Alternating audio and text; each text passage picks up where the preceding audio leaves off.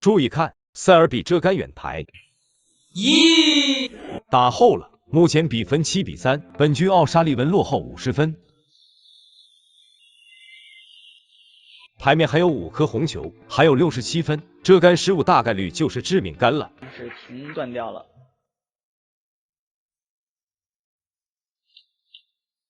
火老师上手就是一个空心中带，感觉这水火不容的两人，每次遇上火老师都是异常激进。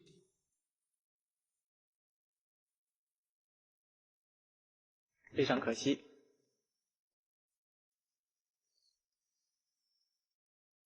要清台就看火老师怎么处理两边贴库的红球。那么奥沙利文本来这个进攻的火力就足，如果你让他抓到机会的话，他经常就是把这一局吃掉了，更让比分的悬殊就会显得很大。一步叫到红球中带，这个白球控制的太妙了，如果多走1-2颗球的位置，就会被蓝球挡住进攻线路了。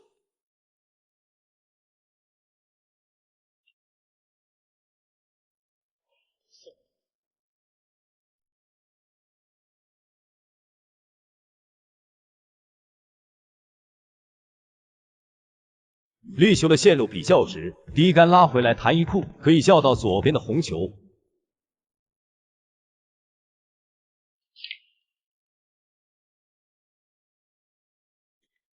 漂亮，这力度控制的相当细腻。一个长距离的低杆，左手提枪，左右开弓，全够追。10几年前就有人讨论过，就算是奥沙利文只用左手，也足以排进世界前16甚至前8，这是多恐怖的存在！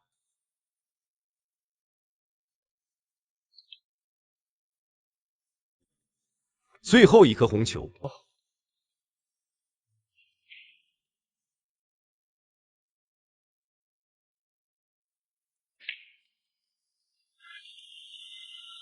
这走位也是非常舒服了。白球在火老师的枪下，要停哪就停哪，要去哪就去哪。不好啊！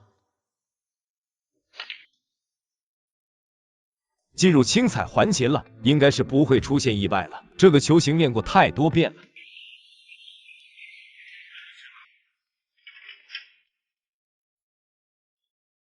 由于奥沙利文杆法的精妙纯熟，拿下这局，火箭率先进入赛点。塞尔比需要连追6局才能逆转。通过其他的杆法，裁判要帮火箭拿下杆，火箭继续拿着，是知道自己这杆走小了，还要继续用到架杆，太有意思了。别人不能企及。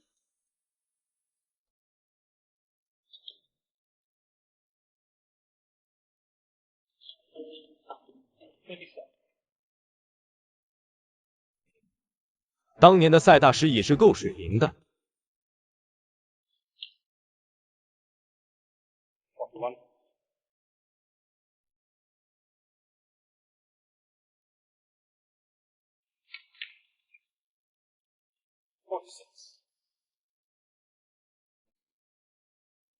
看了一眼分数，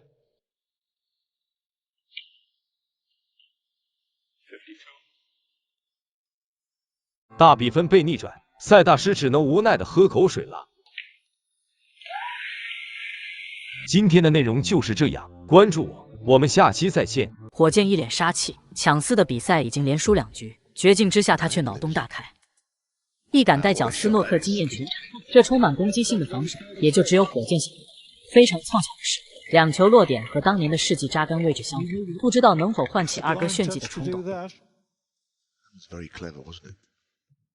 很可惜没能如愿，不是扎杆风险大，而是一库解球更有性价比。虽然成功解到蓝球，但是蓝球直接一个大漏。不过母球基本贴库，想要叫位粉球也没有那么容易。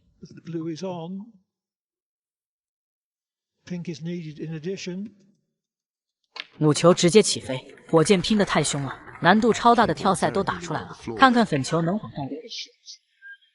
漂亮死了，手摆位也不过如此。但是谁能想到，伴随全场的掌声，火老师又送上另一个惊喜。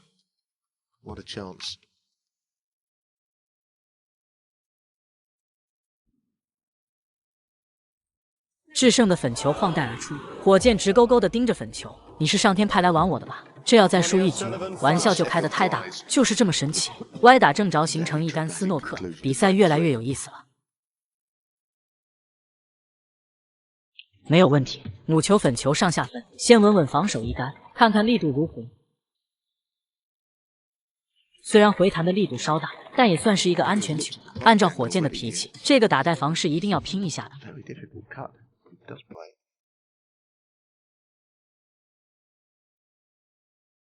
很可惜，粉球就差了一点。好在火箭有意控制了力度，二哥并没有直接进攻的机会。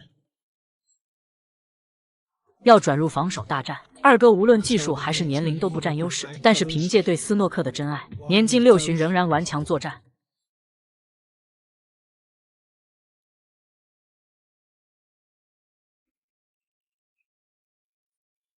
好球，防的可谓是滴水不漏。但是从火箭的表情来看，他要准备搞事情了。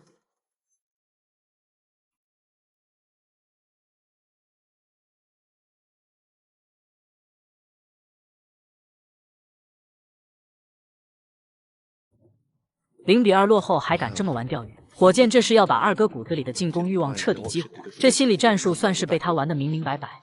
怀特看着粉球直咽口水，瞌睡碰到枕头的诱惑，沈可忍，输绝对不能忍。太刺激了，虽然粉球没能拼进，但是幸亏老天的眷顾，两球的落点也形成了反作。虽然解球难度不大，但却意外收获防守主动权。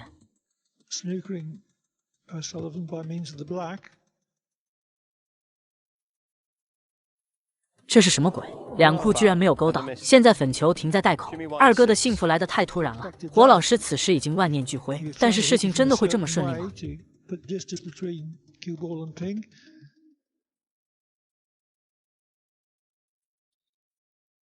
老怀特这一杆有点收下粉球，居然让母球跑回上半区，这是对自己的准度不自信，害怕打不进而丢球吗？比赛也从争一局变成了争最后一球，紧张刺激的刺刀拼杀，看看最后鹿死谁手。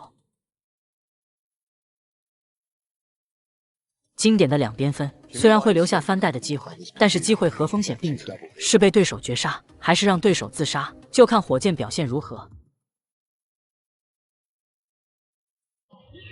太疯狂了！这场比赛看来注定要载入史册，一个接一个的名场面，看得太过瘾了。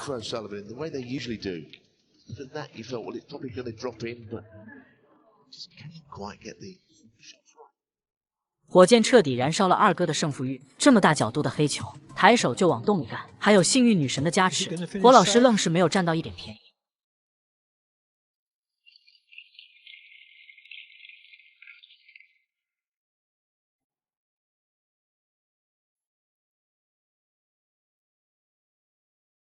彻底上头了，明知打不进黑球会留在袋口，但是进攻的气势不能输。现在牛奶已经送到家门口，二哥也没有拒绝的道理。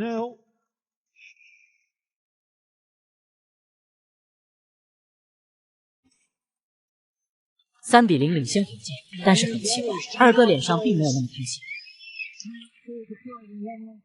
杀疯了的火箭简直太